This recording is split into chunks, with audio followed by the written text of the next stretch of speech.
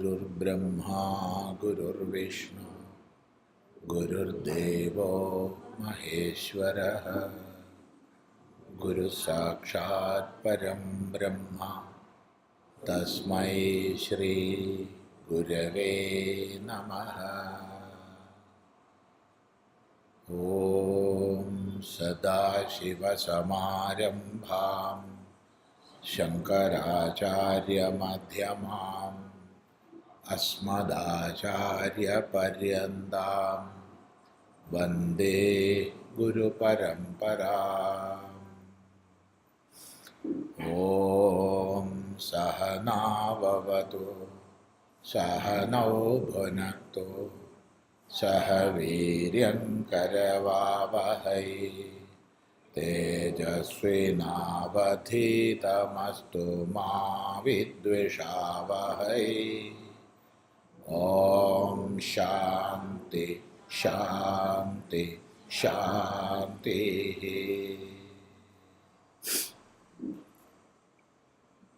നമ്മൾ ശ്രീമദ് ഭഗവത്ഗീതയിൽ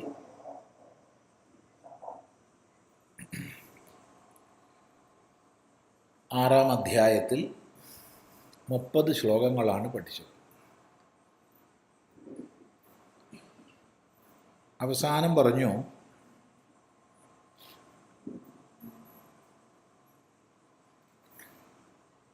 സർവഭൂതസ്ഥമായ ആത്മാവിനെ,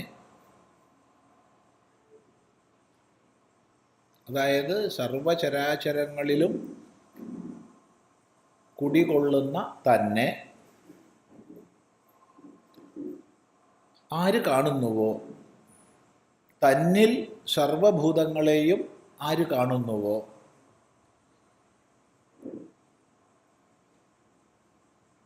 അയാൾ യോഗയുക്താത്മാവാണ്. എന്താണ് അയാളുടെ ലക്ഷണം പറഞ്ഞത്?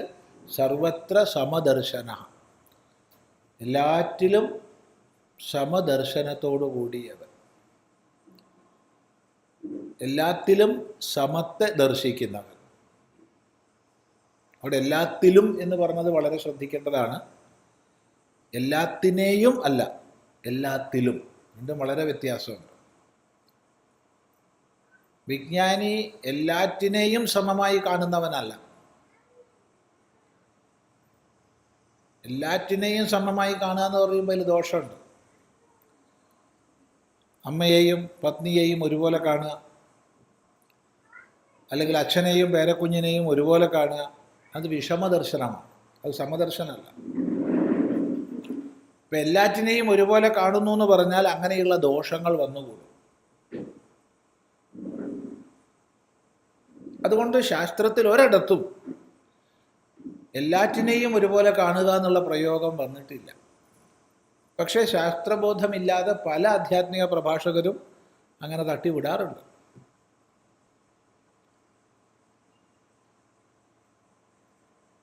അതുകൊണ്ട് സർവത്ര എന്നുള്ള സപ്തമി അവിടെ ശ്രദ്ധിക്കണം. എല്ലാറ്റിലും സമത്തെ ദർശിക്കുന്നവർ. ആരാണോ എല്ലാത്തിലും എന്നെ കാണുന്നത്, എല്ലാത്തിനെയും എന്നിൽ കാണുന്നത്, അവനെ ഒരിക്കലും ഞാൻ ഉപേക്ഷിക്കില്ല, അവൻ എന്നെയും ഉപേക്ഷിക്കില്ല. ഇതാണ് അവസാനം നമ്മൾ ശ്രദ്ധിച്ച ഭാഗം 30. അപ്പോൾ ഒരു പരമഭക്തൻ്റെ അല്ലെങ്കിൽ പരാഭക്തൻ്റെ ലക്ഷണം എന്താണ് എന്നവിടെ പറയുകയാണ്. ജ്ഞാനം, ഭക്തി ഇവയൊന്നും ഭിന്നമല്ല എന്നും ഉപദേശിക്കുകയാണ്. യോമാം പശ്യതി സർവത്ര സർവം ച മയി പശ്യതി എന്ന്. ഇതാണ് പരാഭക്തൻ്റെ ലക്ഷണം. അത് നമ്മൾ കഴിഞ്ഞ പ്രാവശ്യം ചിന്തിച്ചതാണ്. അതുകൊണ്ട് അടുത്ത ശ്ലോകത്തിലേക്ക് കടക്കുന്നു. നോക്കൂ, 31ാമത്തെ ശ്ലോകം.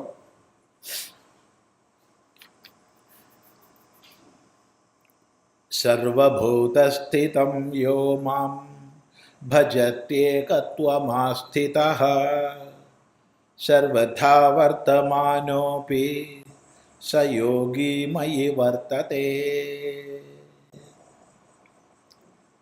അത് പറഞ്ഞില്ലേ കഴിഞ്ഞ പ്രാവശ്യമില്ല? സർവഭൂതസ്ഥിതം യോ മാം ഭജത്യേകത്വമാസ്ഥിതഃ സർവഥാ വർത്തമാനോപി സ യോഗി മയി വർത്തതേ.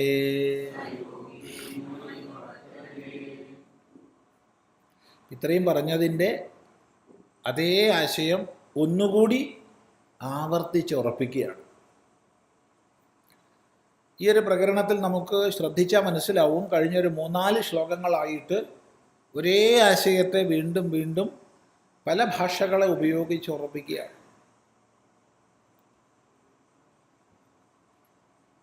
ദുർവിജ്ഞേയമായതുകൊണ്ടെന്ന് പറയാം.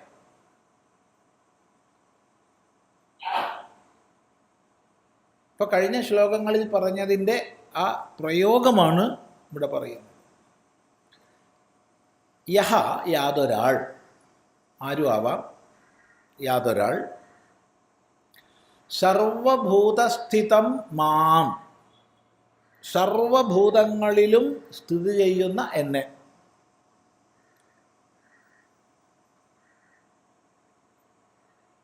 ഏകത്വമാസ്ഥിതഃ ഭജതി, ഏകത്വത്തിൽ ഉറച്ച് ഭജിക്കുന്നതാരാണോ.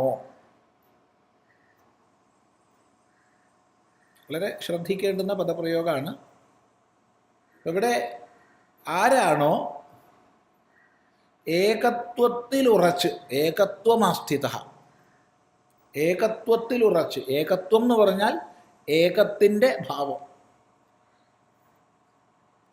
ഏകമായതിൻ്റെ ഭാവമാണ് ഏകത്വം. അപ്പം ഈ കാണാകുന്ന സമ്പൂർണ്ണ പ്രപഞ്ച വികാരങ്ങളും തന്നെ ഏകമായ അദ്വിതീയമായ സത്യത്തിൻ്റെ ആവിഷ്കാരങ്ങളാണെന്ന ബോധം, അഥവാ ഈ വൈവിധ്യപൂർണങ്ങളായ സകലത്തിലും കുടികൊള്ളുന്ന തത്വം ഏകമാണ് എന്ന ബോധം. ഇത് വെറുതെ പ്രസംഗിച്ചതുകൊണ്ട് പ്രയോജനമില്ല. ഈ ഒരു ഏകത്വ ദർശനത്തിൽ ആസ്ഥിതനായി ഉറച്ചിരുന്ന് നിലകൊണ്ട് യഹ യാതൊരാൾ മാം എന്നെ ഭജതി സേവിക്കുന്നുവോ,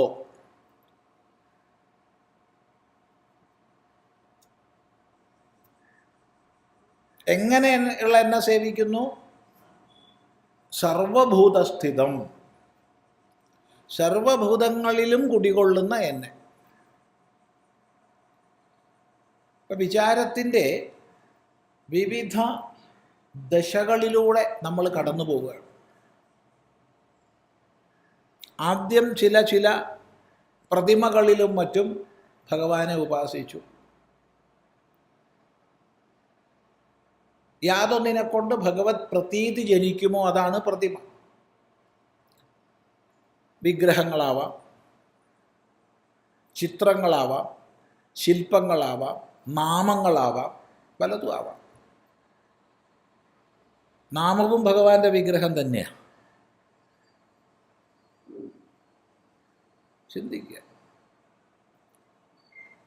നാമരൂപങ്ങളാകുന്ന പ്രതിമകളിലൂടെ, വിഗ്രഹങ്ങളിലൂടെ നമ്മൾ ആരംഭഘട്ടത്തിൽ ഉപാസിച്ചു എന്ന് വരും.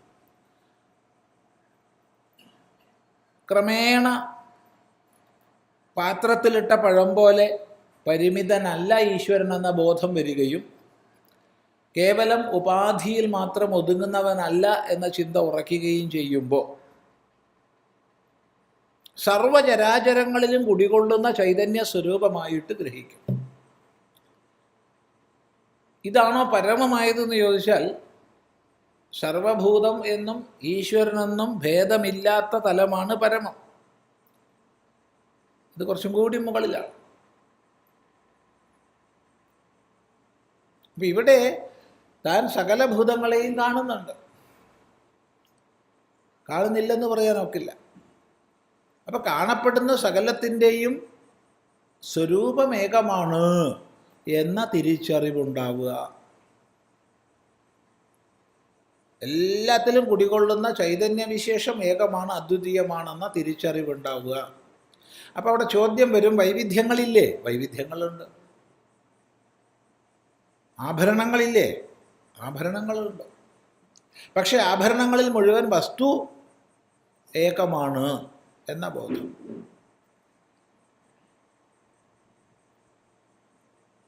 ശ്രദ്ധിക്കണേ, ഇതൊരു തലമാണിത്.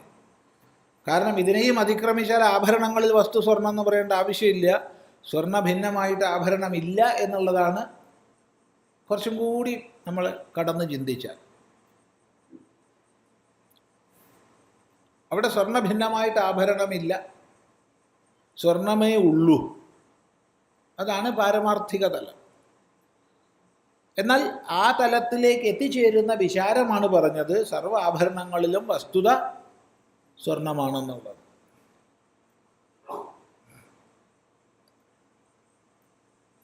അതിനും അപ്പുറത്ത് പോയി കഴിഞ്ഞാൽ ഉപദേശങ്ങളൊന്നുമില്ല.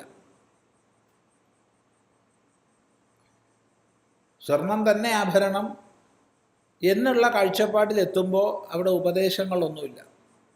ഉപദേശങ്ങൾക്ക് ഉപരിയുള്ള തലമാണ്. ഇതല്ല, ഇത് ആഭരണങ്ങളെ കാണുന്നുണ്ട്, ആഭരണങ്ങൾ ഉണ്ടെന്നറിയുന്നുണ്ട്. ഈ ആഭരണങ്ങൾക്ക് ഉണ്മയെ നൽകുന്നത് ഏകമായ സ്വർണമാണെന്നറിയുന്നു. അപ്പം സർവഭൂതസ്ഥിതമായ എന്നെ ആരറിയുന്നുവോ,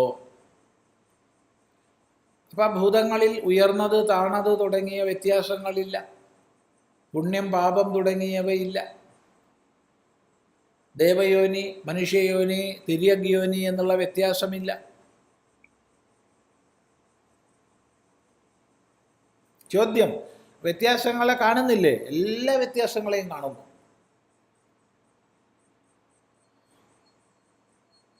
അത് പ്രത്യേകം ശ്രദ്ധിക്കണം. അല്ലാണ്ട് പത്നിയെ കാണുമ്പോൾ അമ്മയായി തോന്നുക, അമ്മയെ കാണുമ്പോൾ പത്നിയായി തോന്നുക, അങ്ങനെയില്ല.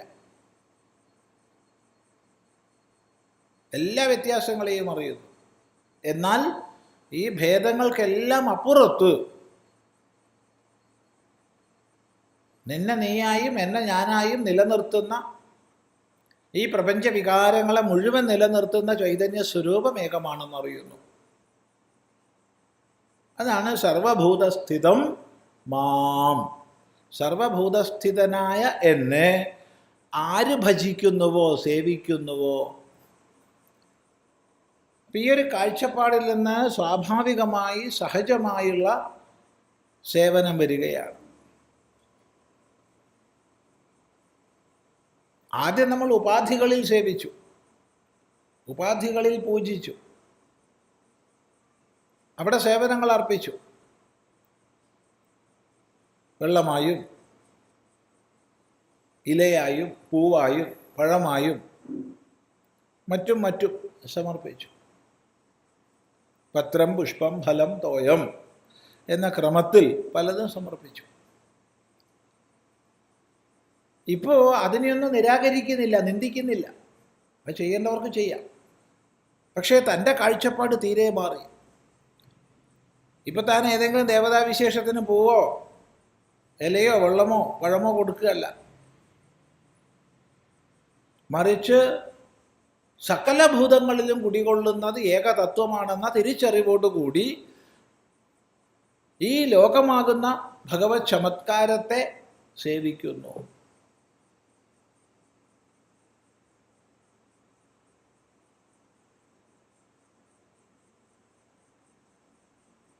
ഇതാണ് വാസ്തവത്തിലുള്ള പരമമായ ഭഗവത് സേവ. ശ്രദ്ധിക്കുക, അത് സ്വാഭാവികമായിട്ടാണ്. എവിടെ കഷ്ടപ്പാടും ദുഃഖവും ഉണ്ടോ അവിടെ നമ്മളാൽ കഴിയുന്ന സേവ നമ്മൾ അർപ്പിക്കുന്നു. നമ്മുടെ ഉപാധിയെ കൊണ്ട് സാധിക്കുന്നത് അർപ്പിക്കുന്നു. അവിടെ കാഴ്ചപ്പാട് ഇതാണ്.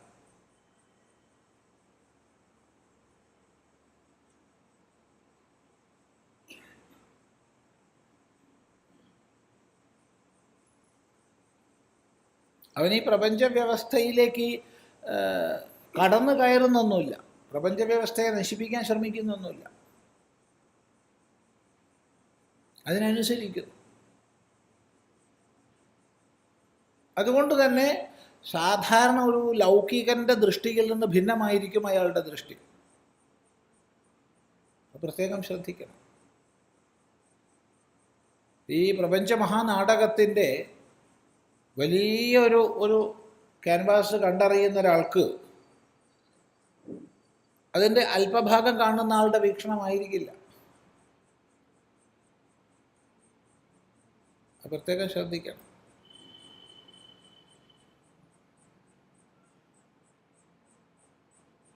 അതുകൊണ്ട് പലപ്പോഴും എല്ലാത്തിനെയും സുഖമെന്നോ ദുഃഖമെന്നോ ലോകം പറയുന്ന ദ്വന്ദ്വങ്ങളെ കണ്ട് ഇരിക്കാൻ അയാൾക്ക് കഴിയും.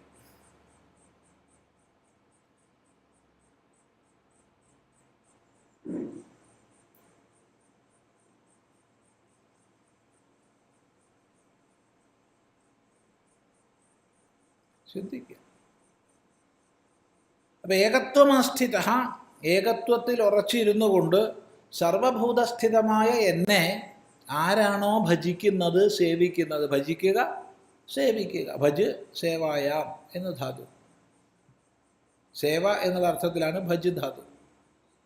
നമ്മൾ സാധാരണ ഭജിക്കുക എന്ന് പറഞ്ഞാൽ കൃഷ്ണരാമ ഗോവിന്ദാന്ന് പാടുന്നതിനെയാണ് പറയുക. നല്ലത് തന്നെ, അതും വേണ്ടതാണ്, വേണ്ടെന്ന് പറയുന്നില്ല. പക്ഷെ ശരിക്കും പറഞ്ഞാൽ ഭജിക്കുക എന്ന് പറഞ്ഞാൽ സേവിക്കുക എന്ന അർത്ഥം. നാമം ജപിക്കുന്നതൊക്കെ ഈശ്വര സേവപ്പെട്ടത് തന്നെയാണ്. ഭജനകളും കീർത്തനങ്ങളൊക്കെ ഈശ്വര സേവപ്പെട്ടത് തന്നെയാണ്. പക്ഷെ സേവ മുന്നോട്ട് പോകുന്തോറും രൂപം മാറി മാറി വരും. ഈശ്വരൻ വിശന്നിട്ട് നമ്മളെ മുമ്പിൽ വരുമ്പം കൃഷ്ണരാമ ഗോവിന്ദ ജപിച്ചിട്ടൊരു കാര്യമില്ല. അവിടെ ഭക്ഷണം കൊടുക്കുക ചെയ്യുന്നത്. അതേ ഈശ്വരൻ രോഗിയായിട്ട് മുമ്പിൽ വരുമ്പോഴോ അവിടെ ഔഷധം കൊടുക്കുക വേണ്ടത്. ഔഷധവും അതിനനുസരിച്ച് ജീവിത ക്രമീകരണമൊക്കെ നൽകുക വേണ്ടത്.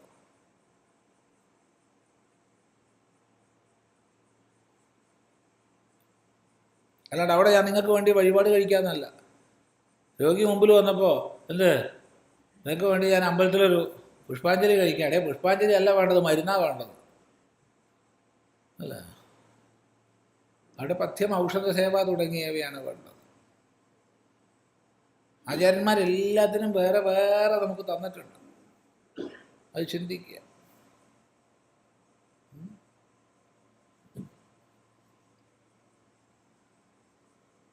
അതാണ് സർവഭൂതസ്ഥിതമായിട്ട് ഏകത്വത്തിൽ ഉറച്ചുകൊണ്ട്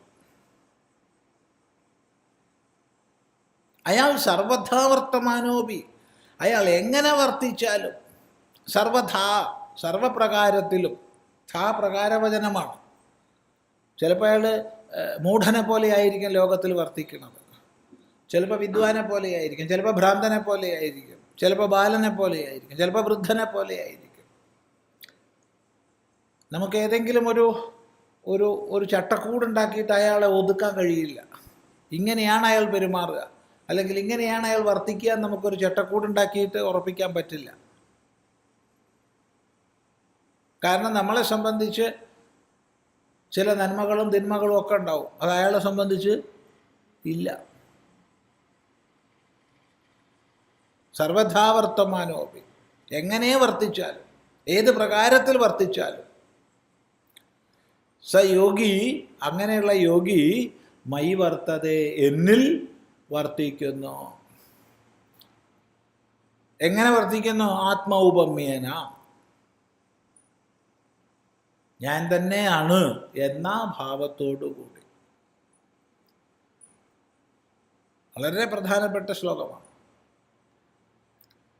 ചിന്തിക്കുക. എത്ര കാലം ഇരുന്ന് വ്യാഖ്യാനിച്ചാലും അർത്ഥം പറഞ്ഞു തീരില്ല. സാമാന്യ അർത്ഥം പറഞ്ഞു. അപ്പോൾ ഏകത്വത്തിൽ ഉറച്ചിരുന്നു കൊണ്ട് യാതൊരു യോഗിയാണോ സർവഭൂതസ്ഥിതനായ എന്നെ ഭജിക്കുന്നത്, സേവിക്കുന്നത്, അയാൾ എങ്ങനെ വർത്തിച്ചാലും എന്നിലാണ് വർത്തിക്കുന്നത്. ഈശ്വര അഭിന്നതയാണ് അയാൾക്ക്. ഈശ്വര ഭിന്നതയാണ്. അതിൽ പ്രത്യേകിച്ചും സർവഥാവർത്തമാനോപി എന്ന് പറഞ്ഞത് വളരെ ശ്രദ്ധിക്കേണ്ടതാണ്. സർവഥാവർത്തമാനോപി.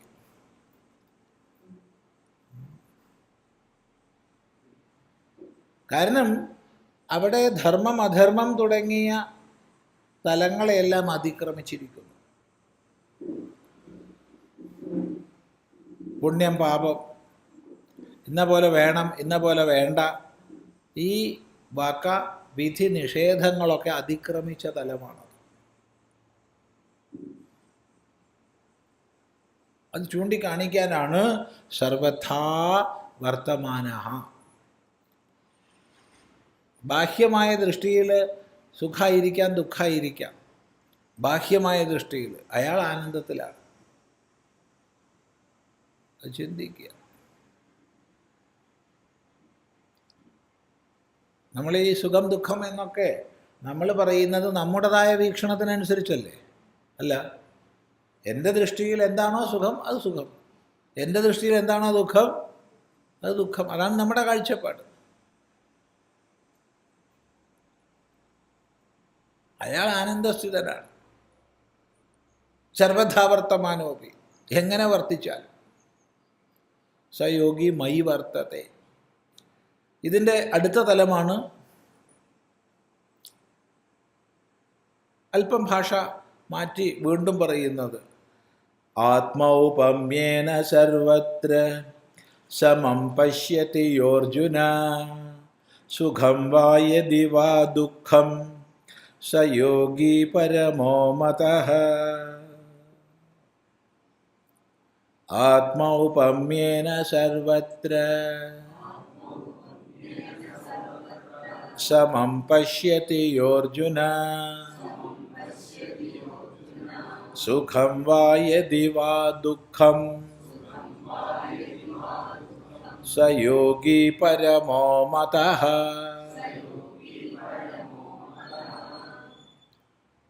ഹേ അർജുന, അല്ലേ അർജുന?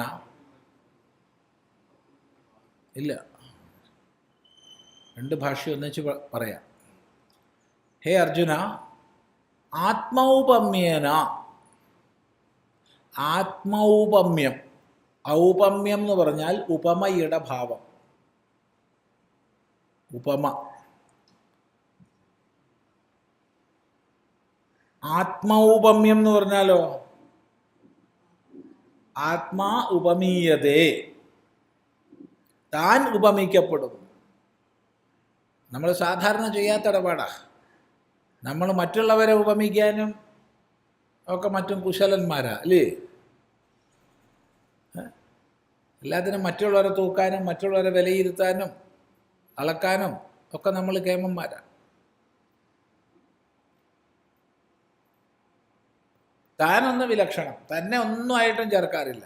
ഇതല്ല, താൻ തന്നെയാണത്, തന്നോട് ഉപമിക്കത്തക്കതാണത് എന്ന കാഴ്ചപ്പാടോടുകൂടി ആത്മാ ഉപമീയത അനേനൈതി ആത്മോപമ തദ്ഭാവം ആത്മൗപമ്യം.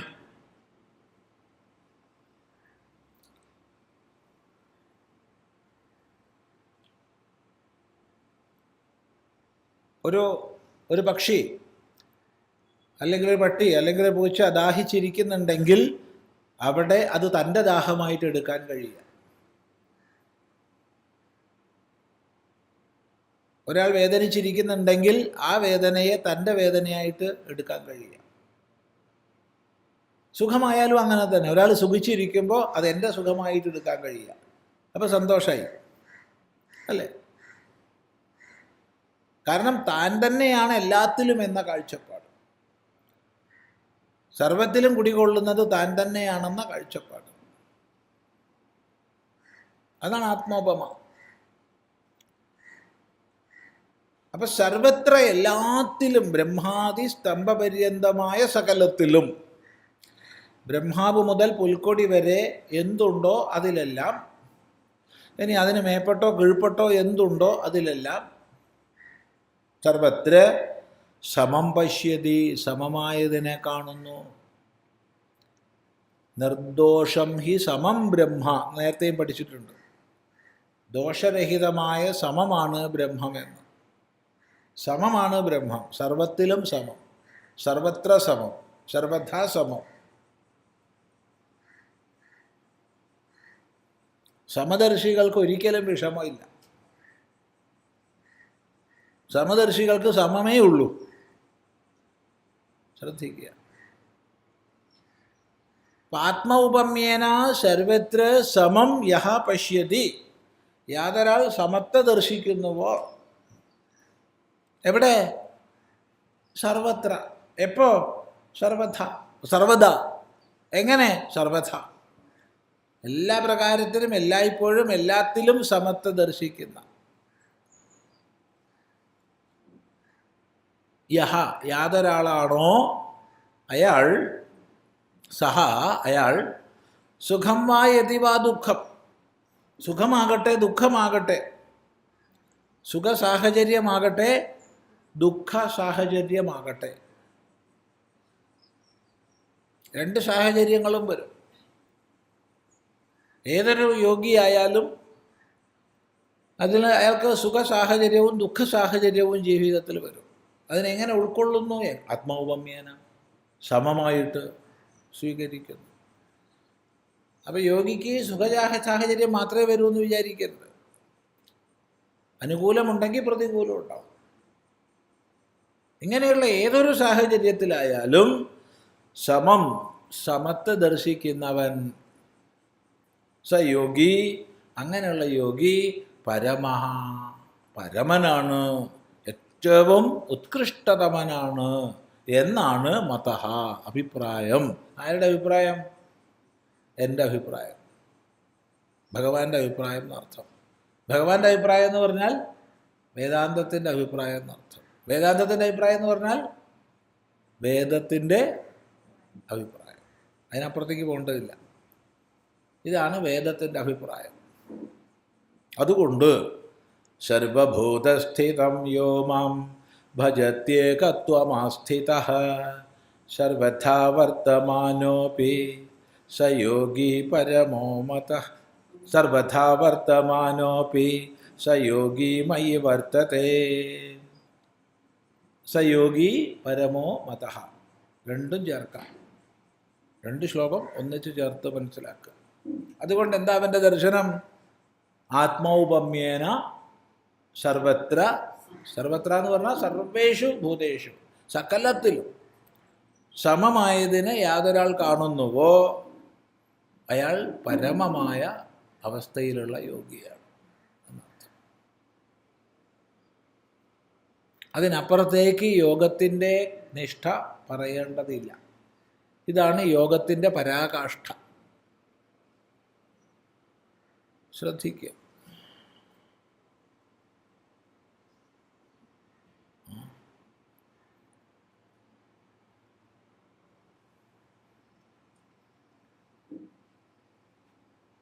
നോക്കൂ, ഭാഷ്യകാരൻ സ്പഷ്ടാക്കി തരും.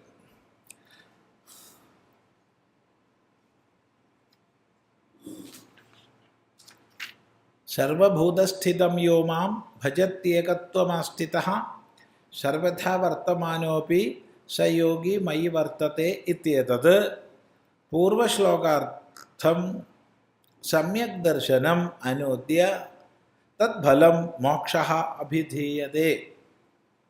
സർവഥാ സർവപ്രകാരൈഃ വർത്തമാനഃ അപി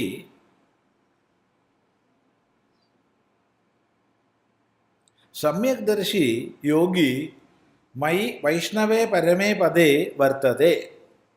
നിത്യമുക്തഃ ഏവ സഹ ന മോക്ഷം പ്രതി കേനചിത് പ്രതിബധ്യതേ ഇത്യർത്ഥഃ.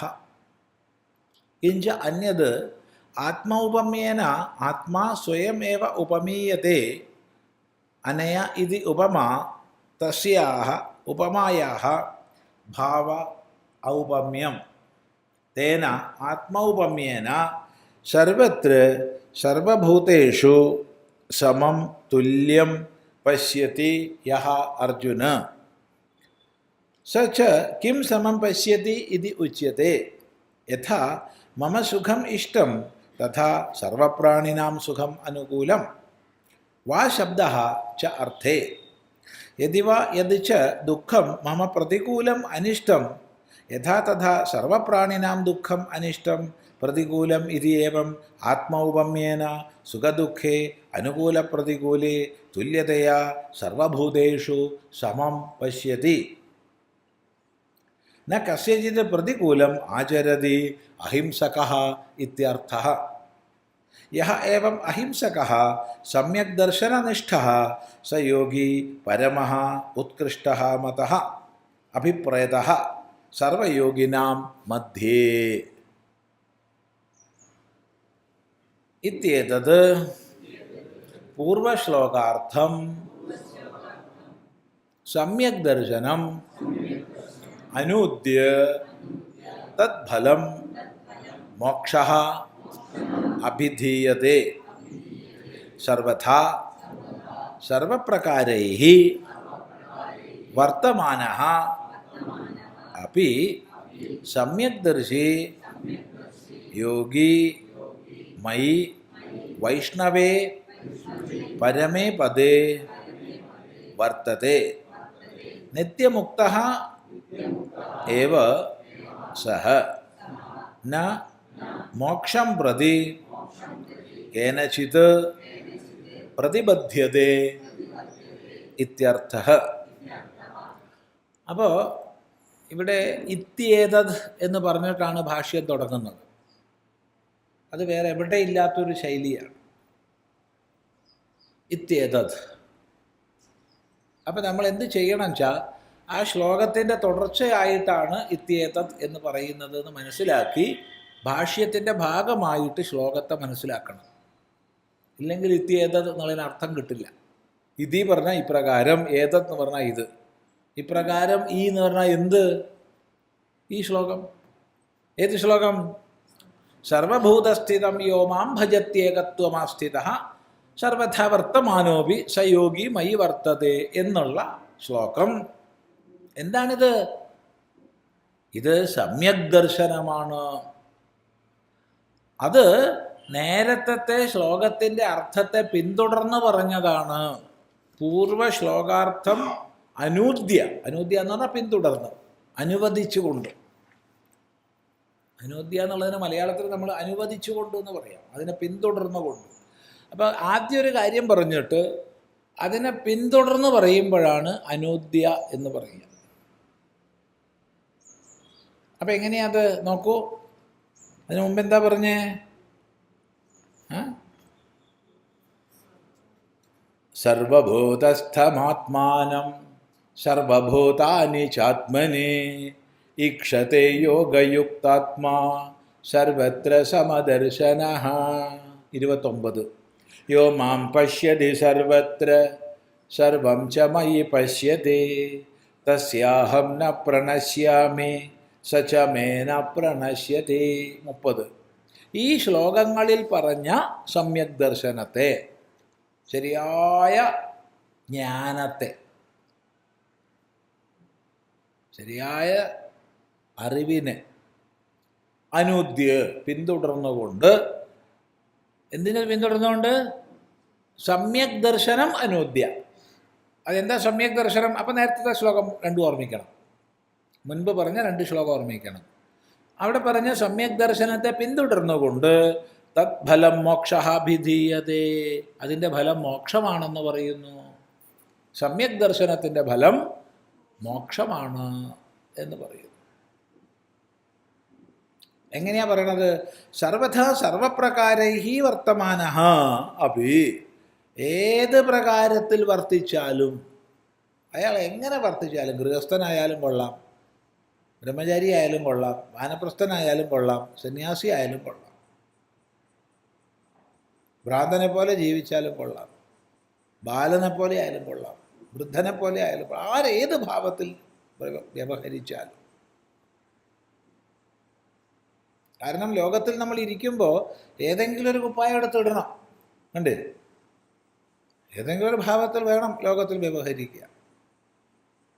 അതെങ്ങനെ വ്യവഹരിച്ചാൽ സർവഥാ വർത്തമാനഃ. ഇവിടെ ഭക്തി, ജ്ഞാനം, കർമ്മം തുടങ്ങിയ വ്യത്യാസങ്ങളൊക്കെ ഇല്ലാതായിരിക്കുക. അപ്പോൾ പ്രാഥമിക തലത്തിൽ നമ്മൾ ചിന്തിക്കുമ്പോൾ ഭക്തിയൊന്ന് വേറെ, ജ്ഞാനമൊന്ന് വേറെ എന്നൊക്കെയുള്ള അർത്ഥത്തിൽ ചിന്തിച്ചെന്ന് വരും. ഇവിടെ അതൊക്കെ പോയി. ഇവിടെ എല്ലാം ഏകരസമാണ്. പ്രത്യേകം ശ്രദ്ധിക്കണം. സർവഥാ വർത്തമാനഃ അപി സർവപ്രകാരൈഹി വർത്തമാന അഭി, വ്യക്തമാണല്ലോ. ഏത് പ്രകാരത്തിൽ വർത്തിച്ചാലും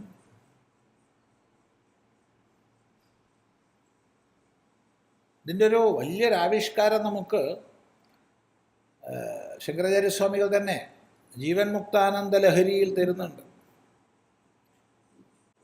3 ലഹരി കൃതികളാണ് ഭാഷ്യകാരൻ്റെതായിട്ട് അറിയപ്പെടുന്നതെന്നേ പറയാൻ നോക്കൂ. ശിവാനന്ദ ലഹരി, സൗന്ദര്യലഹരി, ജീവൻ മുക്താനന്ദ ലഹരി. അപ്പോൾ ഈ ജീവൻ മുക്താനന്ദ ലഹരിയിൽ ഒരു ജീവൻ മുക്തൻ്റെ അവസ്ഥയെ പറയുകയാണ്. ചിലപ്പോൾ കൊച്ചുകുട്ടിയെ പോലെ, ചിലപ്പോൾ വലിയ വിദ്വാനെ പോലെ, ചിലപ്പോൾ വൃദ്ധനെ പോലെ, ചിലപ്പോൾ ഭ്രാന്തനെ പോലെ, ചിലപ്പോൾ എല്ലാ അലങ്കാരങ്ങളും ചെയ്ത് സുഗന്ധദ്രവ്യങ്ങളൊക്കെ പൂശി കിരീടമൊക്കെ വെച്ച്, ചിലപ്പോൾ ചേറിൽ കളിച്ച് ഉടുത്ത തുണിയും ഇല്ലാതെ, ചിലപ്പോൾ എല്ലാ ആഭൂഷണങ്ങളോടും കൂടി, ചിലപ്പോൾ അരയിൽ ചരട് പോലും ഇല്ലാതെ, ചിലപ്പോൾ വിദ്വൽ സദസ്സിൽ തർക്കം ചെയ്യുന്ന പണ്ഡിതനായിട്ട്, ചിലപ്പോഴോ അങ്ങേയറ്റത്തെ പാമര സദൃശം. ഇങ്ങനെയൊക്കെ കഴിയുകയാണ്. കാരണം ഏത് ഭാവത്തിലും ലോകത്തിന് പിടികിട്ടാത്ത രീതിയിൽ ഏത് ഭാവത്തിലും അയാൾ അങ്ങനെ കടന്നു പോകും. നല്ല കൃതിയാണ് ജീവൻ മുക്താനന്ദ ലഹരി. വലിയ ലഹരി, അതിനേക്കാൾ വലിയ ലഹരി ഇല്ല. ഏറ്റവും വലിയ ലഹരിയാണ്. അപ്പം സർവഥാ വർത്തമാനവും ഇങ്ങനെയാണൊരു ജ്ഞാനി ജീവിക്കേണ്ടത്, ഇങ്ങനെയാണ് ജ്ഞാനി വ്യവഹരിക്കേണ്ടതെന്ന് വേറൊരാൾക്ക് പറയാൻ പറ്റുമോ? എന്താ അഭിപ്രായം? ഇല്ല. നിങ്ങൾ ഇങ്ങനെ ചെയ്യുമെന്ന് ഞാൻ വിചാരിച്ചില്ല സ്വാമി. ആരും വിചാരിച്ചില്ല, ഞാൻ വിചാരിച്ചില്ല. ആരുടെ കുഴപ്പം? ചെയ്ത് എൻ്റെ അടുത്താണോ? ഞാൻ ഇങ്ങനെ ചെയ്യണമെന്ന് വിചാരിച്ചത് എൻ്റെ അടുത്താണോ? കാരണം നമ്മളൊരു ചട്ടക്കൂട് ആദ്യം ഉണ്ടാക്കി വയ്ക്കും, എന്നിട്ട് ആ ചട്ടക്കൂടിൻ്റെ ഉള്ളിൽ ഒതുക്കും, ഫ്രെയിം ചെയ്ത് വയ്ക്കും. അതിലൊതുങ്ങൂല.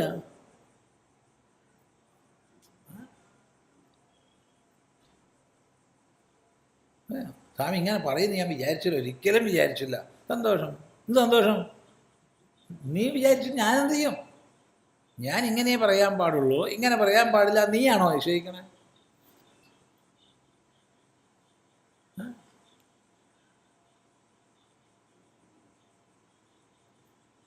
സർവഥാ വർത്തമാനോ, എങ്ങനെ വർത്തിച്ചാലും.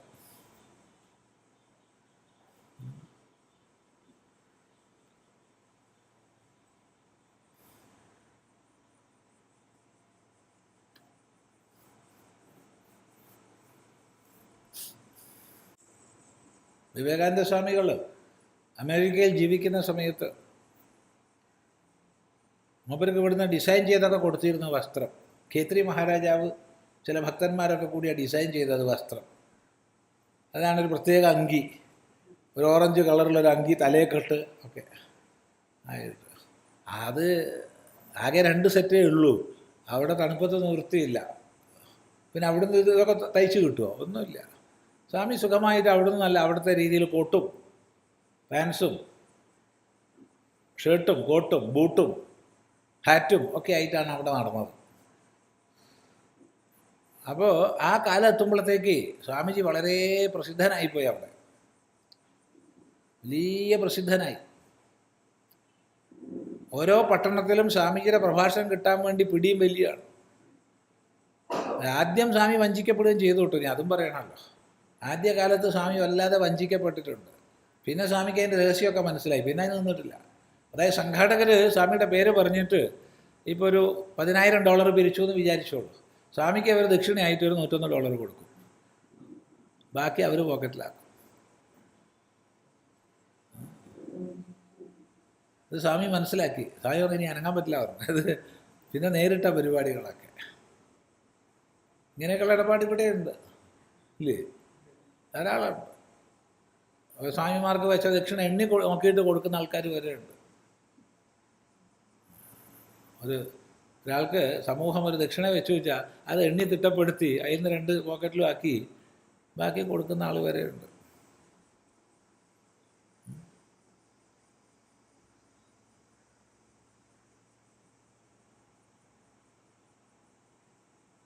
അത്രയും പ്രസിദ്ധനായവൻ. അപ്പം ആ സമയത്ത് നമ്മുടെ ഭാരതീയർക്ക് സഹജമായിട്ടുള്ള ചില രോഗങ്ങൾ അവിടെയുള്ള ചിലർക്കുണ്ടായി. അസൂയ. അതാണ് കാരണം. സ്വാമിജി അമേരിക്കയിൽ പോയത് ഒരു റെപ്രസെൻറ്റേഷനും ഇല്ലാതെയാണ്. ആരുടെയും ഒരു റെപ്രസെൻറ്റേഷനും ഇല്ലാണ്ടാണ് പോയത്, ഒരാളുടെയും. എന്നാൽ ഭാരതത്തിൽ നിന്ന് ഹിന്ദു റെപ്രസെൻറ്റേഷനോട് കൂടി പോയ ആൾക്കാരുണ്ട്. ആര്യസമാജമുണ്ട്, ബ്രഹ്മസമാജമുണ്ട്. അപ്പോൾ അസൂയ മൂത്തിട്ട് സ്വാമിയെക്കുറിച്ച് പലതും പറയാൻ തുടങ്ങി. സ്വാമി മദ്യപിക്കുകയാണ് ചെയ്യുന്നത്, അവിടുന്ന് അമേരിക്കൻ സുന്ദരിമാരുടെ കൂടെയാണ് ഉള്ളത്. സ്വാമി അതിന് മറുപടിയും പറഞ്ഞു, നല്ല മറുപടിയാണ്.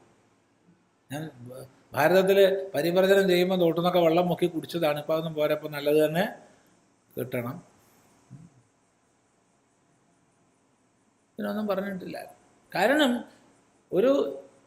ഒരു ഫ്രെയിം ഉണ്ടാക്കിയിട്ട് ആ ഫ്രെയിമിൻ്റെ ഉള്ളിൽ ഒതുക്കുകയാണ്. ഇങ്ങനെ പാടുള്ളൂ, ഇങ്ങനെ പാടില്ല. അത് ലൗകികമായ ഫ്രെയിമാണ്. ആ ഫ്രെയിമിൽ അതിലൗകികം ഒതുങ്ങില്ല. സർവഥാ വർത്തമാനോപി, എങ്ങനെ തന്നെ വർത്തിച്ചാലും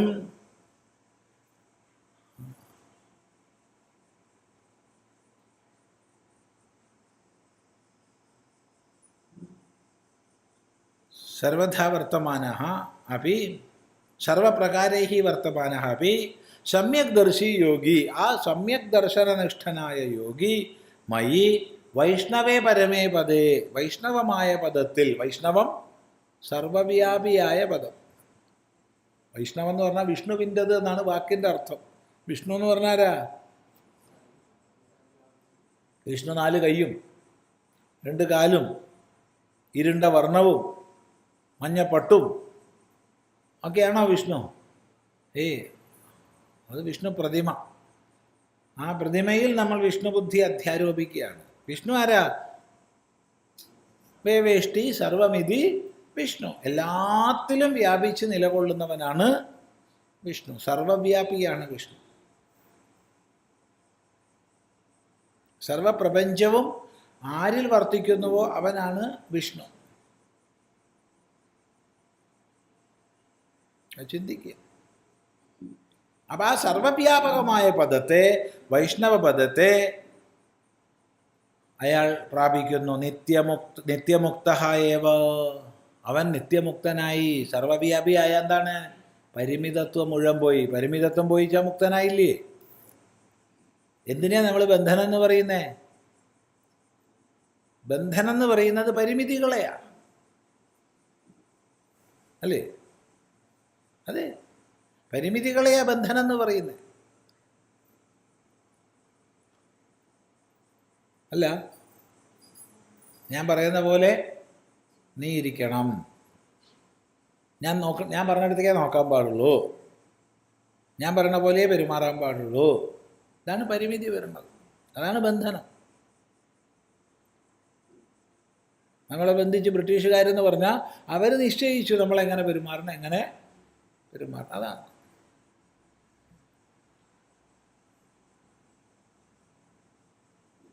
പരിമിതികൾ ഒഴിഞ്ഞാൽ മുക്തിയായി.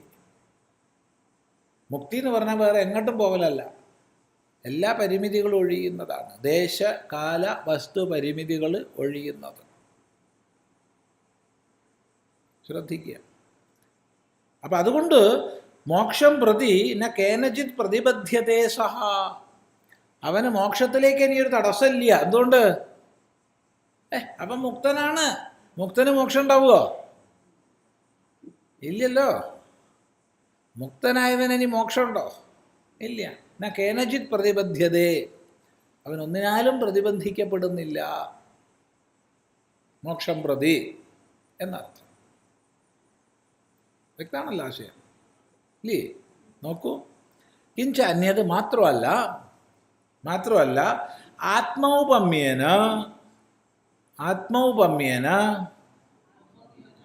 ആത്മാ സ്വയമേവ ഉപമീയത്തെ അനയാ ഇതി ഉപമാ തസ്യാഹ ഉപമായാഹ ഭാവഃ ഔപമ്യം തേന ആത്മൗപമ്യേന സർവത്ര സർവഭൂതേഷു സമം തുല്യം പശ്യതി യഹ അർജുന സ ച കിം സമം പശ്യതി ഇതി ഉച്യത്തെ യഥാ മമ സുഖം ഇഷ്ടം തഥാ സർവപ്രാണിനാം സുഖം അനുകൂലം വാ ശബ്ദഃ ച അർത്ഥേ യദിവ യച്ച ദുഃഖം മമ പ്രതികൂലം അനിഷ്ടം യഥാ തഥാ സർവപ്രാണിനാം ദുഃഖം അനിഷ്ടം പ്രതികൂലം ഇത്യേവം ആത്മൗപമ്യേന സുഖദുഃഖേ അനുകൂലപ്രതികൂലേ തുല്യതയാ സർവഭൂതേഷു സമം പശ്യതി ന കേനചിത് പ്രതികൂലം ആചരതി അഹിംസകഃ ഇത്യർത്ഥഃ യ ഏവം അഹിംസകഃ സമ്യക് ദർശനനിഷ്ഠഃ സഹ യോഗി പരമഃ ഉത്കൃഷ്ടഃ മമ അഭിപ്രേതഃ സർവയോഗിനാം മധ്യേ. അപ്പോൾ ആത്മൗപമ്യേന ആത്മാ ഉപമീയത്തെ അനയാ ഇതി ആത്മോപമ. താൻ ഉപമിക്കപ്പെടുന്നു, അതാണ് ആത്മോപമ. സാധാരണ നമ്മൾ ചെയ്യാത്തതാണ് ഇല്ലേ? താൻ എല്ലാറ്റിനെയും ഉപമിക്കുന്നവനായിട്ട് താൻ അങ്ങനെ ഇരിക്കും, മറ്റുള്ള എല്ലാവരെയും അളന്നും തൂക്കിയും ഉപമിച്ചു അത് ശരിയില്ല ഇത് ശരിയാണ് എന്ന് ജീവിക്കും. അതാണ് പൊതു സ്വഭാവം. അതിൽ നിന്ന് ഭിന്നമായിട്ട് താൻ ഉപമിക്കപ്പെടുന്നു.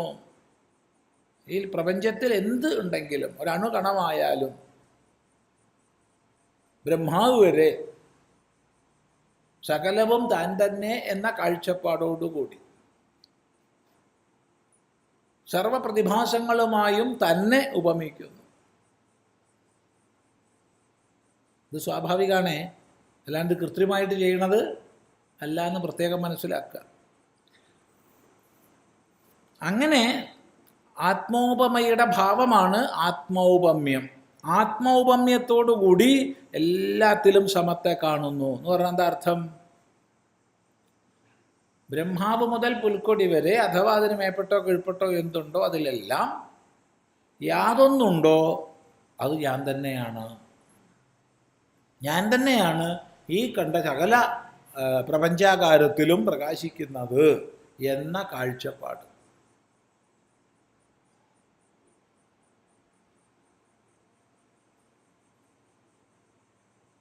അതാണ് ദർശനത്തിൻ്റെ പരമാവധി.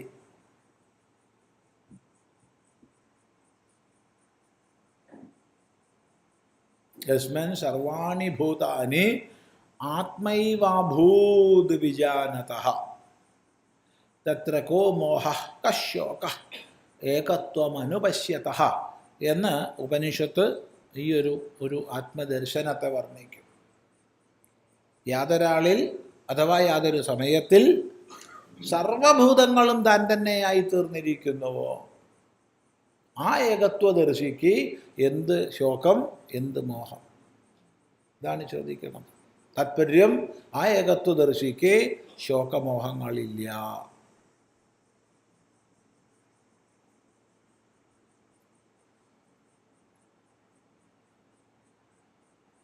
ശ്രദ്ധിക്കുക. തേന ആത്മൗപമ്യേന സർവത്ര സർവഭൂതേഷു സമം തുല്യം പശ്യതി യഹ. യാതൊരാൾ ഇങ്ങനെ ആത്മൗപമ്യത്തോടുകൂടി സർവജീവജാലങ്ങളിലും സമത്തെ കാണുന്നു, എല്ലാത്തിലും സമത്തെ കാണുന്നു. എല്ലാത്തിനെയും സമമായി കാണുന്നില്ല എന്ന് പ്രത്യേകം ശ്രദ്ധിക്കണം. എല്ലാത്തിനെയും സമമായി കാണുക എന്നുള്ളത് ശ്രുതി സ്മൃതി ന്യായങ്ങൾക്കൊക്കെ വിരുദ്ധമാണ് അല്ലേ? ആലോചിച്ച് നോക്കൂ. എല്ലാത്തിനെയും സമമായി കാണുക എന്നുള്ളത് സമദർശനം അല്ല, വാസ്തവത്തിൽ വിഷമദർശന. എല്ലാത്തിനെയും ഒരുപോലെ കണ്ട്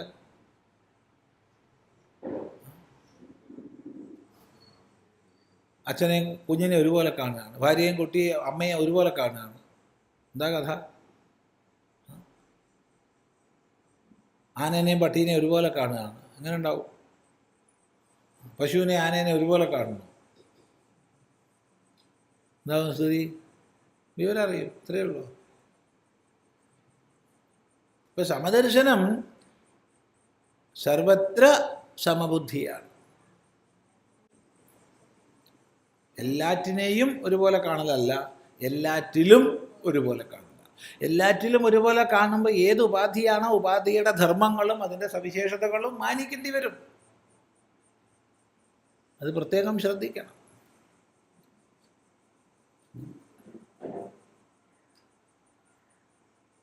അല്ലാണ്ട് എല്ലാം ബ്രഹ്മമല്ലേ, എല്ലാം സമമല്ലേ എന്ന് വിചാരിച്ച് എല്ലാത്തിനെയും വ്യവഹരിച്ചാൽ എങ്ങനെ ഉണ്ടാവും?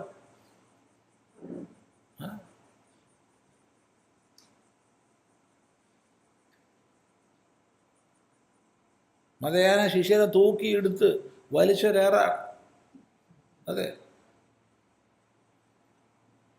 ആനപ്പുറത്തുനിന്ന് ആവർത്തിച്ച് പാപ്പാൻ പറയുന്നുണ്ട്, മാറിക്കോ മാറിക്കോ, ആനയ്ക്ക് മതപ്പാടുള്ളതാ, മാറിക്കോ. എന്താ ചെയ്യാന്ന് പറയാൻ പറ്റില്ല. അപ്പം ശിഷ്യൻ എന്താ വിചാരിച്ചേ? ഗുരുനാഥൻ പറഞ്ഞല്ലോ എല്ലാം ബ്രഹ്മമാണെന്ന്, പിന്നെന്താ പ്രശ്നം? നേരെ മുമ്പിലോട്ട് ഞെളിഞ്ഞ് നടന്നതാണ്. അപ്പോൾ ആന തൂക്കി എടുത്തൊരു എല്ല് പൊട്ടി. ആശുപത്രിയിൽ പോണതിന് മുമ്പ് ഗുരുവിനെ കണ്ടിട്ട് തന്നെ 4 വർത്തമാനം പറഞ്ഞിട്ട് ബാക്കി കാര്യം എന്നാ ശിഷ്യൻ നിശ്ചയിച്ചു. ഗുരുവിൻ്റെ അടുത്തേക്ക് ഇഴഞ്ഞു പോയതാ. എന്നാൽ ഈ ജാതി എന്നെ പറ്റിച്ചില്ലേ നിങ്ങൾ? എന്ത് എല്ലാം ബ്രഹ്മമാണെന്ന് പറഞ്ഞിട്ട് എനിക്കുണ്ടായ കുഴപ്പം എന്താ? അപ്പം സംസാരിക്കുന്ന ബ്രഹ്മം പറഞ്ഞത് കേൾക്കാതെ നീ സംസാരിക്കാത്ത ബ്രഹ്മത്തിനെ എന്തിനാദരിക്കാൻ പോയി? എല്ലാം ബ്രഹ്മമാണെങ്കിൽ പാപ്പാനും ബ്രഹ്മല്ലേ? പാപ്പാനാകുന്ന ബ്രഹ്മം നിന്നോട് പറഞ്ഞു എന്ത്?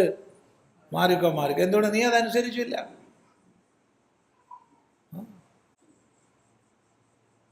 അതുകൊണ്ട് ഈ സമദർശനം എന്ന് പറഞ്ഞാൽ വളരെ ശ്രദ്ധിക്കേണ്ടതാണ്. അഗ്നിയെയും വെള്ളത്തെയും ഒരുപോലെ കാണുന്നില്ല. അഗ്നി അഗ്നിയാണ്, വെള്ളം വെള്ളമാണ്. എന്നാൽ വെള്ളം ഉണ്ട് എന്നുള്ള ഉണ്മയും അഗ്നി ഉണ്ട് എന്നുള്ള ഉണ്മയും ഏകമാണ്.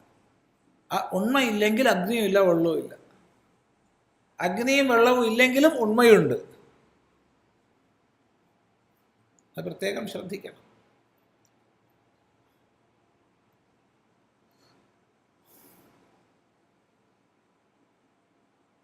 ഇങ്ങനെ സമം സർവഭൂതേഷു സമം തുല്യം പശ്യതി യഹ അർജുന സച്ച കിം സമം പശ്യതി. എങ്ങനെ, എന്തിനു സമം കാണുന്നു? സുഖം വാ യതി വാ ദുഃഖം. സുഖാട്ടെ ദുഃഖാട്ടെ, അനുകൂലമാകട്ടെ പ്രതികൂലമാകട്ടെ. ഇപ്പം സുഖം എന്താണെന്ന് ചോദിച്ചാൽ ആർക്കെങ്കിലും പറയാൻ പറ്റുമോ? എന്താണ് സുഖം? ഇന്നത് സുഖം എന്ന് ആർക്കെങ്കിലും പറയാൻ പറ്റുമോ? പറ്റില്ല. ഒരു നിമിഷം മുമ്പ് സുഖമായത് ഒരു നിമിഷം കഴിഞ്ഞാൽ ദുഃഖാവാം. അതേ വസ്തു, അതേ ആൾക്ക്, അതേ സ്ഥലത്ത്, അതേ കാലത്ത്. ഒരു നിമിഷം മുമ്പ് സുഖമായിരുന്നു, ഒരു നിമിഷം കഴിഞ്ഞപ്പോൾ ദുഃഖമായി. തിരിച്ചും പതിവുണ്ട്. ഒരു നിമിഷം മുമ്പ് ദുഃഖമാൻ തോന്നിയത് ഇപ്പോൾ സുഖമായി എന്ന് തോന്നും. ആപേക്ഷികമാണ്. അതുകൊണ്ട് ഇന്നത് സുഖം ഇന്നത് ദുഃഖം നമുക്ക് പറയാൻ പറ്റില്ല. എന്നാൽ സുഖം എന്ന് പറയണമെങ്കിൽ അതിനൊരു ലക്ഷണം വേണം, ദുഃഖം എന്ന് പറയണമെങ്കിൽ അതിനൊരു ലക്ഷണം വേണം. അതെന്താ? അനുകൂല വേദനീയം സുഖം, പ്രതികൂല വേദനീയം ദുഃഖം. അനുകൂലം എന്ന അറിവിന് വിഷയമാകുമ്പോഴാണ് അത് സുഖമാവുന്നത്. പ്രതികൂലം എന്ന അറിവിന് വിഷയമാകുമ്പോൾ ദുഃഖമായി. ഒരേ വസ്തു ആവാട്ടോ. അനുകൂലം എന്ന് വിചാരിച്ച് അടുത്ത് പോയി നോക്കുമ്പോൾ ദുഃഖാവാം, പ്രതികൂലാവാം.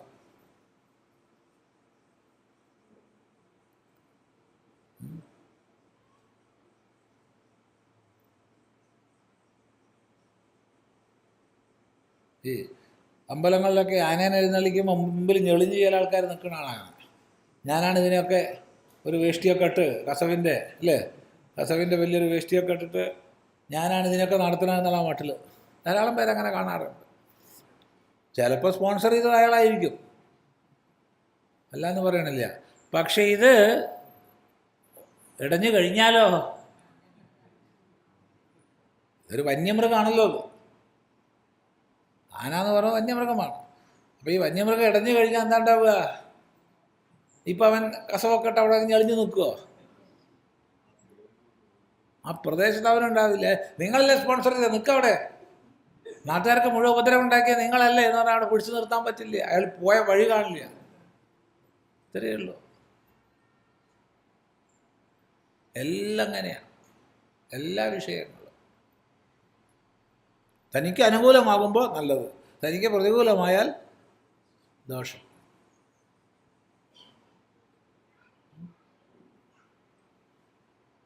ചിന്തിക്കുക. അപ്പോൾ അങ്ങനെയുള്ള സുഖമാകട്ടെ ദുഃഖമാകട്ടെ, യഥാ മമ സുഖം ഇഷ്ടം തഥാ സർവപ്രാണിനാം സുഖം ഇഷ്ടം. എന്താണോ എൻ്റെ ഇഷ്ടം അതൊക്കെ തന്നെ ആയിരിക്കും എല്ലാവരുടെയും ഇഷ്ടം. ആണെന്ന് ഇപ്പോൾ ഉറപ്പിച്ച് പറയാനൊന്നും പറ്റില്ല. പക്ഷെ അങ്ങനെ ഒരു ചിന്ത, എനിക്ക് ഹിതമായത് അല്ലെങ്കിൽ എനിക്ക് അനുകൂലമായതാവണം എല്ലാവർക്കും അനുകൂലമായത്. അപ്പോൾ ഒരാൾക്ക് പ്രതികൂലമായിട്ടൊന്ന് കാണുമ്പോൾ അതിൽ തനിക്ക് ദുഃഖം ഉണ്ടാവുക. അത് തനിക്കായിരുന്നെങ്കിൽ എങ്ങനെ ചെയ്യുമോ അങ്ങനെ അതിനെ ചെയ്യാം. ഇത്രയേ ഉള്ളൂ.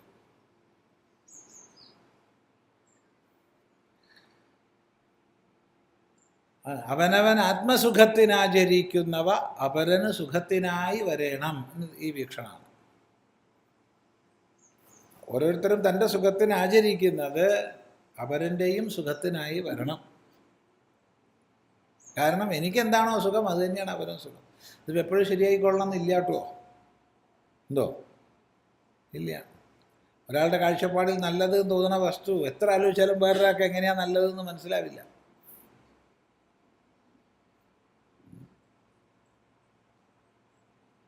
ഞങ്ങൾ രണ്ടുപേരും സ്ഥലത്തേക്ക് നടന്നു പോകുന്നുണ്ട്. അപ്പോൾ അവിടെ സൈഡിൽ ഒരു പോത്തിൻ്റെ കണ്ണൊക്കെ തുർത്തിയിട്ടുള്ളൊരു തല വെച്ചിട്ടുണ്ട്. കണ്ണൊക്കെ തുർത്തിയിട്ടുള്ളൊരു തലയാണ്. എന്നിട്ട് ഈ ഹൂക്കിൽ കൊളുത്തിയിട്ടിട്ടുണ്ട് വലിയ ഇറച്ചിയുടെ. അറ്റത്ത് കാലിൻ്റെ കുളമ്പൊക്കെ കാണുന്നുണ്ട്, ഇങ്ങനെ തൂക്കിയിട്ടുണ്ട്. അപ്പോൾ എൻ്റെ കൂടെയുള്ള ആൾ പറയുക നല്ല ഇറച്ചിയാട്ടോ, നല്ലതാ. എനിക്ക് എത്ര ആലോചിച്ചിട്ട് മനസ്സിലായത് അതെങ്ങനെയാണ് അപ്പോൾ നല്ലതാണ്. ഇയാൾ കണ്ടപ്പോൾ തന്നെ എങ്ങനെ മനസ്സിലാക്കിയത് നല്ലതാണ്? അതിൽ അയാൾക്ക് വലിയ കഴിവുണ്ടാവും, അത് പറഞ്ഞാൽ തെറ്റില്ല. അയാളുടെ ദൃഷ്ടിയിൽ അത് നല്ലതാണ്. പക്ഷെ എനിക്ക് എത്ര ആലോചിച്ചിട്ട് പിടി കിട്ടുന്നില്ല അതെങ്ങനെയാണ് നല്ലതാവണമെന്ന്. എങ്ങനെയാണ് നമുക്കറിയില്ല. അതുകൊണ്ടാണ് അയാളുടെ ദൃഷ്ടിയിൽ നല്ലതാണ്. പിന്നെ അയാൾ തുറന്ന് പറഞ്ഞു എന്നുള്ളത് നല്ലത്, അത് നമ്മൾ മനസ്സിലാക്കി. അത്രയേ ഉള്ളൂ. നേരെ മറിച്ച് ഉള്ളിൽ നല്ലതാണെന്ന് വിചാരിച്ച് അടുത്തൊരു സ്വാമി നിൽക്കുമ്പോൾ വേണ്ട എന്താ അതിങ്ങനെയൊക്കെ തൂക്കിയിട്ടുള്ളത് എന്ന് പുറത്ത് പറഞ്ഞു വെച്ചാൽ മോശം.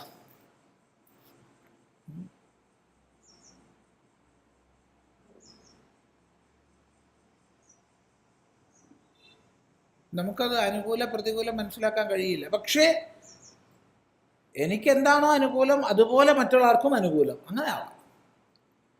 അത് അനുകൂലം നമുക്ക് പറയാൻ പറ്റില്ല, അതുപോലെ എന്നേ പറഞ്ഞുള്ളൂ.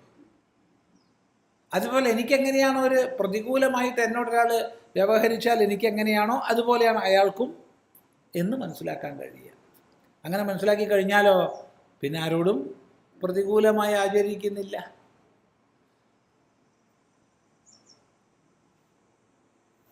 വ്യക്തമല്ലോ.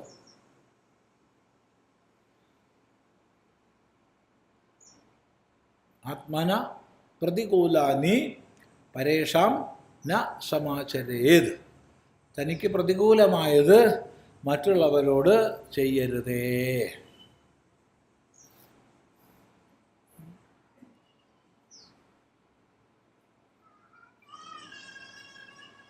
ചിന്തിക്കുക. യച്ഛ മമ പ്രതികൂലം അനിഷ്ടം യഥാ തഥാ സർവപ്രാണിനാം ദുഃഖം അനിഷ്ടം പ്രതികൂലം. എല്ലാ പ്രാണികൾക്കും അനിഷ്ടമായാൽ പ്രതികൂലമാണ്, ഇഷ്ടമായാൽ അനുകൂലമാണ് എന്നറിയുക. അങ്ങനെ ആത്മൗപമ്യേന സുഖദുഃഖേ അനുകൂല പ്രതികൂലേ തുല്യതയാ സർവഭൂതേഷു സമം പശ്യതി. സർവഭൂതങ്ങളിലും അനുകൂല പ്രതികൂല ഭാവങ്ങളോടുകൂടി ആര് കാണുന്നുവോ ന കസ്യചിത് പ്രതികൂലമാചരതി, അയാൾ ആരുടെയും പ്രതികൂലമാചരിക്കുന്നില്ല. അയാൾ ആർക്കും പ്രതികൂലം ആചരിക്കുന്നില്ല. അഹിംസക, അയാൾ അഹിംസകനായിരിക്കുന്നു, ഒന്നിനെയും ഹിംസിക്കുന്നില്ല. ഒരാൾ ദുഷിച്ചൊരു വാക്ക് നമ്മളോട് പറഞ്ഞാൽ നമുക്ക് ദോഷമുണ്ടോ ദുഃഖമുണ്ടോ? ഉണ്ട്. എങ്കിൽ നമ്മൾ ദുഷിച്ച വാക്ക് വേറെ ആരോടും പറയുന്നില്ല. അങ്ങനെ മനസ്സിലാക്കണം.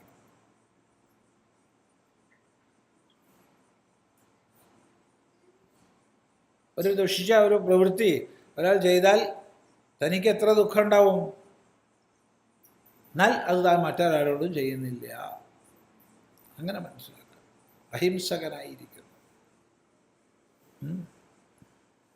ഏവം അഹിംസക സമ്യക് ദർശനനിഷ്ഠ, ഇപ്രകാരം അഹിംസകനായി സമ്യക് ദർശനനിഷ്ഠനായി ഇരിക്കുന്നത് ആരാണോ സ യോഗി പരമഃ ഉത്കൃഷ്ട, അങ്ങനെയുള്ള യോഗി ഉത്കൃഷ്ടനാണ്.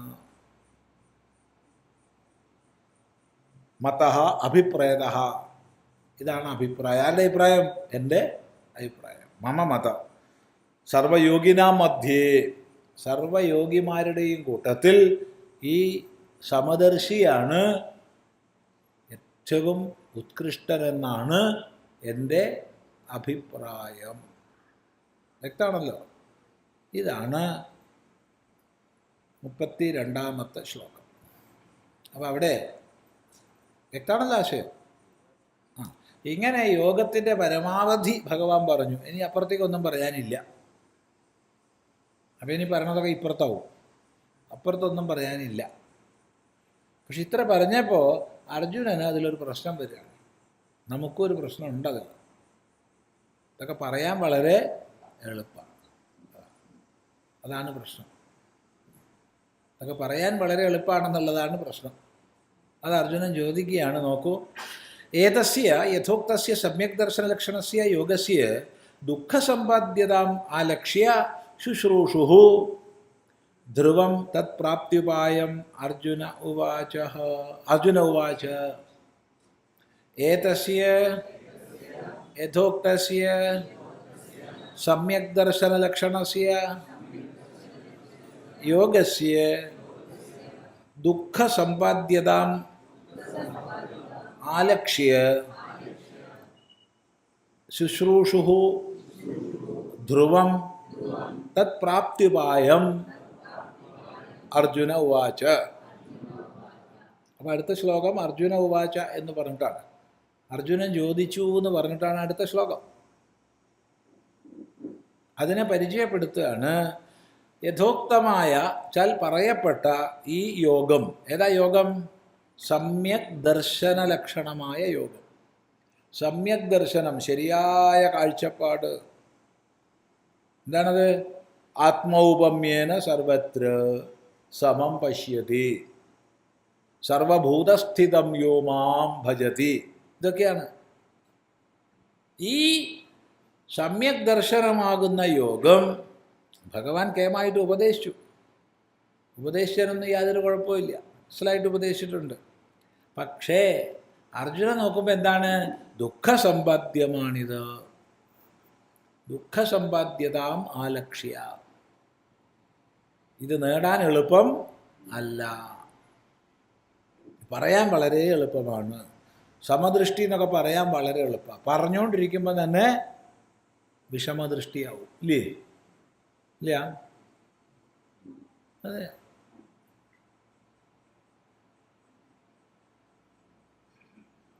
ഒരാൾ നമ്മളോട് എന്തെങ്കിലും പ്രതികൂലത പ്രവർത്തിച്ചാൽ മതി.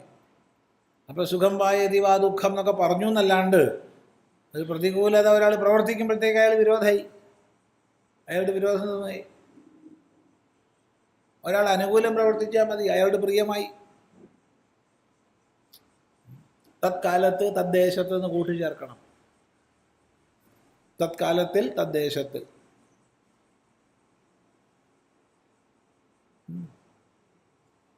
അതുകൊണ്ട് ഇത് വളരെ എളുപ്പമാണ് പറയാൻ.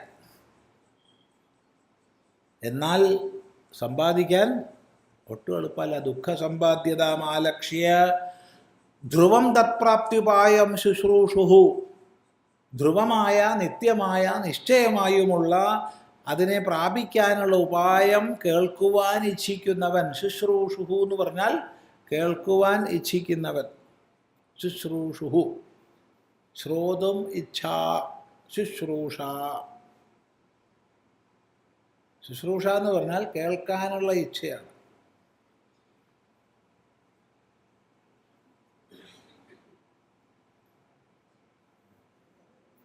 എന്താ കേൾക്കേണ്ടത്? തത് പ്രാപ്തി ഉപായം, അതിനെ പ്രാപിക്കുന്നതിനുള്ള ഉപായത്തെ കേൾക്കാൻ ആഗ്രഹിച്ചിട്ട്. എങ്ങനെയുള്ള ഉപായത്തെ കേൾക്കാൻ ആഗ്രഹിച്ചിട്ട്? ധ്രുവം, നിത്യമായ. നീ ഇത് ചെയ്തു നോക്കൂ, അപ്പോൾ പ്രാപിക്കാൻ പറ്റുമോ? പറ്റാം, പറ്റാതിരിക്കാം എന്ന് പറഞ്ഞാൽ ധ്രുവമല്ല. മനസ്സിലായില്ല?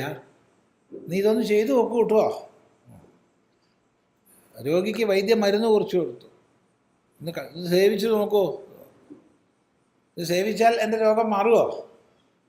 മാറാം, മാറാതിരിക്കാം എന്ന് പറഞ്ഞാൽ അത് ധ്രുവമായ ഔഷധമല്ല. ധ്രുവമായ ഔഷധമാണെങ്കിൽ ഇത് സേവിച്ചോളൂ പഥ്യം പാലിച്ചുകൊണ്ട്, എന്നാൽ മാറും എന്ന് പറയുകയാണെങ്കിൽ അത് ധ്രുവമാണ്, നിത്യമാണ്. ഇങ്ങനെ നിശ്ചയമായും യോഗത്തെ പ്രാപിക്കാനുള്ള ഉപായം എന്ത് എന്ന് കേൾക്കുവാൻ ആഗ്രഹിക്കുന്നവനായ അർജുനൻ ചോദിച്ചു. ഭഗവാനോടല്ലാണ്ട് ആരോടാ ചോദിക്കുക? യോഗീശ്വരനോടല്ലേ യോഗപ്രാപ്തിക്കുള്ള ഉപായം ചോദിക്കാൻ പറ്റൂ?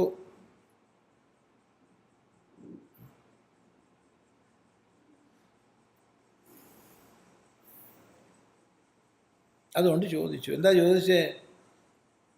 യോയം യോഗസ്ത്വയാ പ്രോക്തഃ സാമ്യേന മധുസൂദന ഏതസ്യാഹം ന പശ്യാമി ചഞ്ചലത്വാ സ്ഥിതിം സ്ഥിരാം ചഞ്ചലം ഹി മനഃ കൃഷ്ണ പ്രമാധി ബലവദൃഢം തസ്യാഹം നിഗ്രഹം മന്യേ വായോരിവ സുദുഷ്കരം. അർജുന ഉവാച യോയം യോഗസ്ത്വയാ പ്രോക്തഃ സാമ്യേന മധുസൂദന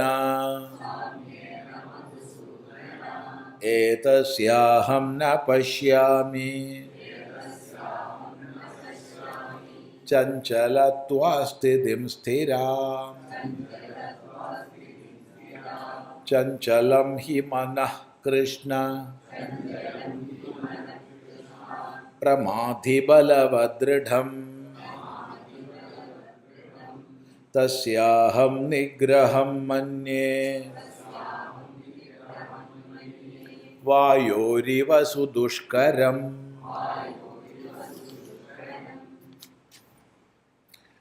ഹേ മധുസൂദന, അല്ലയോ മധുസൂദന,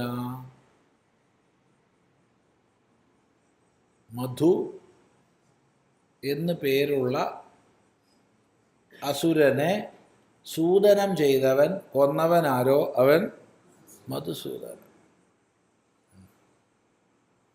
മധുസൂദനൻ. ഹേ മധുസൂദന, യഹ യോഗഃ അയം ത്വയാ പ്രോക്തഃ. അയം യഹ യോഗഃ ത്വയാ പ്രോക്തഃ. ഈ യാതൊരു യോഗം നിന്നാൽ പറയപ്പെട്ടിട്ടുണ്ടോ?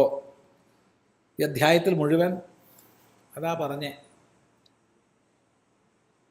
അപ്പം നിന്നാൽ യാതൊരു യോഗം ഉപദേശിക്കപ്പെട്ടുവോ? എങ്ങനെ? സാമ്യേന, സാമ്യം എന്ന നിലയ്ക്ക്. എന്താ ഈ സാമ്യം? സമഭാവം, സർവഭൂതങ്ങളിലും സമമായി കുടികൊള്ളുന്ന ദർശനം എന്ന നിലയ്ക്ക് യാതൊരു യോഗം നിന്നാൽ പറയപ്പെട്ടുവോ ഹേ മധുസൂദന? വ്യക്തമാണല്ലോ. സർവഭൂതങ്ങളിലുമുള്ള സമഭാവമാണ് ഭഗവാൻ ഉപദേശിച്ചത്. അതാണ് സാമ്യം. ഏതസ്യ യോഗസ്യ, ഇതിൻ്റെ സ്ഥിതിം സ്ഥിരാം, സ്ഥിരമായ സ്ഥിതിയെ അഹം ന പശ്യാമി, ഞാൻ കാണുന്നില്ല. ഇത് ഉറയ്ക്കണത് ഞാൻ കാണുന്നില്ല. ഈ യോഗം സ്ഥിരമായി ഉറയ്ക്കും എന്ന് ഞാൻ കാണുന്നില്ല. നിനക്ക് പറയാനൊക്കെ വളരെ സുഖമുണ്ട് ഇല്ലേ, നിനക്ക് ഉപദേശിക്കാൻ വളരെ എളുപ്പമാണ്. പക്ഷേ ഇത് ഉറയ്ക്കുന്നത് ഞാൻ കാണുന്നില്ല. എന്തുകൊണ്ട്? ചഞ്ചലത്വാത്, ചഞ്ചലമായതുകൊണ്ട്. ചഞ്ചലത്വം അതിശയേന ചലശീലമായതുകൊണ്ട്, ഇളകിക്കൊണ്ടേയിരിക്കുന്നത് കൊണ്ട്.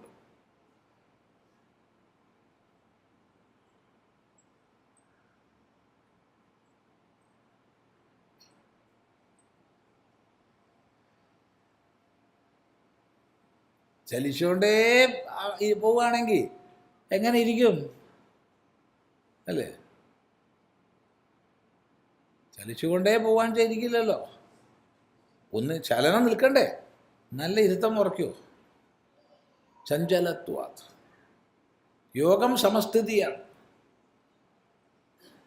പക്ഷെ ഞാൻ കാണുന്നത് വിഷമചലനമാണ് സർവത്ര. അപ്പോൾ സമബുദ്ധി എവിടെ വരും? അപ്പം സമം എന്നോണം നീ യാതൊന്നിനെ ഉപദേശിച്ചുവോ അതിൻ്റെ ഉറച്ചുള്ള നിൽപ്പിനെ ഞാൻ കാണുന്നില്ല. അതാണ് യോയം യോഗസ്ത്വയാ പ്രോക്ത സാമ്യേന മധുസൂദന ഏതസ്യാഹന്ന പശ്യാമി സ്ഥിതിം സ്ഥിരാം കസ്മാത് ചഞ്ചലത്വാത്. ചഞ്ചലത്വാത്. എന്താ ചഞ്ചലമായിരിക്കണത്? ചോദ്യം. ചഞ്ചലം കൊണ്ട്, ചഞ്ചലമായതുകൊണ്ട് എന്നാണല്ലോ നീ പറഞ്ഞത്. എന്ത് ചഞ്ചലം? മനസ്സിലായില്ല. ചഞ്ചലം ഹി മന കൃഷ്ണ. ഹേ കൃഷ്ണ, മനസ്സ് ചഞ്ചലമാണ്. അപ്പം മനസ്സിൻ്റെ ചഞ്ചലത കൊണ്ടാണ് യോഗസ്ഥിതി കാണാത്തത്. ചഞ്ചലം ഹി മന കൃഷ്ണ. പ്രമാധി, പ്രമഥനശീലം. പ്രമഥനം ചെയ്യാന്ന് പറഞ്ഞാൽ കടയ്യ.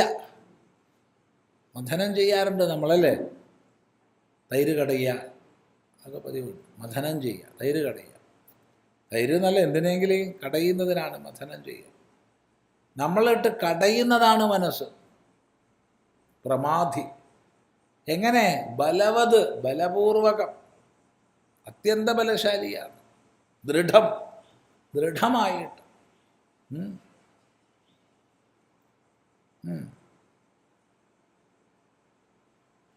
തസ്യ നിഗ്രഹം, അതിനെ നിഗ്രഹിക്കുക, നിശേഷേണ ഗ്രഹിക്കുക എന്നുള്ളത്, മനസ്സിനെ നിഗ്രഹിക്കുക എന്നുള്ളത്, മന്യേ ഞാൻ മനസ്സിലാക്കുന്നു. എങ്ങനെ മനസ്സിലാക്കുന്നു? വായോഹോ ഇവ സുദുഷ്കരം. കൊടുങ്കാറ്റിനെ പോലെ ദുഷ്കരമാണെന്ന് ഞാൻ മനസ്സിലാക്കുന്നു. കാറ്റിനെ ബന്ധിക്കാൻ പറ്റുമോ? കൊടുങ്കാറ്റിനെ ആർക്കാ ബന്ധിക്കാൻ പറ്റുക? പറ്റില്ല. അപ്പോൾ കൊടുങ്കാറ്റിനെ ബന്ധിക്കുന്നത് പോലെ ദുഷ്കരമാണ് മനസ്സിനെ നിയന്ത്രിക്കുക എന്ന് ഞാൻ മനസ്സിലാക്കുന്നു. അതുകൊണ്ട് നീ പറഞ്ഞ യോഗം സ്ഥിരമായി ഉറക്കില്ല.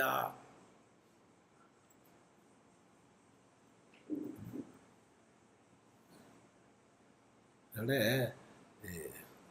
അപ്യബ്ധിപാനാത് മഹതഃ സുമേരുന്മൂലനാദപി അപി വന്യശനാ സാധോ വിഷമശ്ചിത്ത നിഗ്രഹ എന്ന് പറയാറുണ്ട്. മനസ്സിനെ നിഗ്രഹിക്കുന്നത് എങ്ങനെയാണ്? അപ്യബ്ധിപാനാത് മഹതഃ, മഹാസമുദ്രത്തെ കുടിച്ചു വറ്റിക്കുന്ന പോലെ. മഹാസമുദ്രത്തെ കുടിച്ചു വറ്റിക്കാൻ പറ്റുമോ? സുമേരുന്മൂലനാദപി, സുമേരു പർവ്വതത്തെ ഉന്മൂലനം ചെയ്യുക, വേരോടെ പൊരിച്ചെടുക്കുക.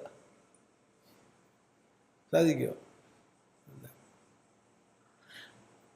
അപ്പി വന്യശനാത്, അഗ്നിയെ ഭക്ഷിക്കുക. അഗ്നിയെ ഭക്ഷിക്കുക. ഒരു പാത്രത്തിൽ അഗ്നിയെ തരൂ എന്ന് പറഞ്ഞിട്ട് ഭക്ഷിക്കുക എങ്ങനെ ഉണ്ടാവും? അഗ്നിയെ ഭക്ഷിക്കാൻ പുറപ്പെട്ട അഗ്നി അതിന് മുമ്പ് നമ്മളെ മുഖം ഭക്ഷിക്കും. സാധിക്കില്ല, ആർക്കും സാധിക്കില്ല. ഇത്രയും ദൃഷ്ടാന്തം പറഞ്ഞിട്ട് പറയാണ്, ഇതിനേക്കാൾ ക്ലേശമാണ് ചിത്തനിഗ്രഹം, മനസ്സിനെ ഒതുക്കുക എന്നുള്ളത്. ആർക്ക്? സജ്ജനങ്ങൾക്ക്. അപ്പോൾ ദുർജനങ്ങളുടെ കഥ പറയേണ്ടതുണ്ടോ? സാധോഹോ, സാധുജനങ്ങൾക്ക് ഇത്ര പ്രയാസമാണ് മനസ്സിനെ നിയന്ത്രിക്കുക എന്നുള്ളത്. അസാധു പിന്നെ പരിശ്രമിക്കാത്തത് കൊണ്ട് പ്രശ്നമല്ല, അല്ലേ? മനസ്സിനെ നിയന്ത്രിക്കാൻ പരിശ്രമിക്കാത്തത് കൊണ്ട് പ്രശ്നമല്ല. മനസ്സിനെ നിയന്ത്രിക്കാൻ പരിശ്രമിക്കുന്ന സാധുക്കൾക്കറിയാം ഇത്ര പ്രയാസമാണത്. അതുകൊണ്ട് പറയുകയാണ്, കൊടുങ്കാറ്റിനെ പിടിച്ച് കെട്ടുന്നത് പോലെ വായോരിവ സുദുഷ്കരം, വായുപ്രവാഹത്തെ ബന്ധിക്കുന്നത് പോലെ സുദുഷ്കരമാണ് മനോനിയന്ത്രണം എന്നാണ് ഞാൻ മനസ്സിലാക്കുന്നത് ഭഗവാനെ. മനോനിയന്ത്രണം കൂടാതെ അങ്ങ് ഉപദേശിച്ച യോഗം പ്രാപിക്കാൻ കഴിയില്ല. അതുകൊണ്ട് അങ്ങ് സാമ്യേന ഉപദേശിച്ചു എന്നുള്ളതൊക്കെ ശരിയാണ്, പക്ഷെ അത് സ്ഥിരമായി പ്രതിഷ്ഠിതമാകുന്നത് ഞാൻ കാണുന്നില്ല. ഇതാണ് അർജുനൻ്റെ ചോദ്യം അഥവാ പരാതി. ദുഷ്കരമാണ്, സുദുഷ്കരം.